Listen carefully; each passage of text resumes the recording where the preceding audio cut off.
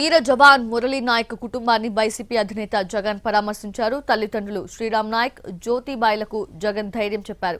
మురళీ నాయక్ చేసిన త్యాగానికి దేశం రుణపడి ఉంటుంది అన్నారు ఆయన. వైసీపీ తరపున 25 లక్షలు సాయం అందిస్తామని తెలిపారు. మురళీ నాయక్ స్ఫూర్తిదాయకంగా నిలిచారని జగన్ కొనియాడారు.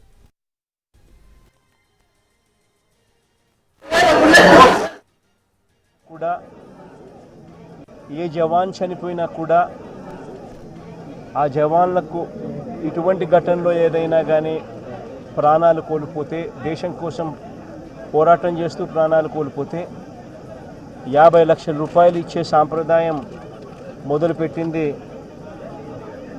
వైఎస్ఆర్సీపీ ప్రభుత్వ హయాంలో మొదలుపెట్టినందుకు చాలా సంతోషపడతా ఉన్నాం. ఆ సాంప్రదాయాన్ని కొనసాగిస్తూ ఇప్పటి ప్రభుత్వం కూడా 50 లక్షల రూపాయలు మురళీ కుటుంబానికి ఇవ్వడానికి ముందుకొచ్చినందుకు ఈ ప్రభుత్వానికి కూడా కృతజ్ఞతలే. పార్టీ తరపు నుంచి అన్ని రకాలుగా మురళీకి అండగా తోడుగా ఉంటాం. పార్టీ తరపు నుంచి ఒక 25 లక్షల రూపాయలు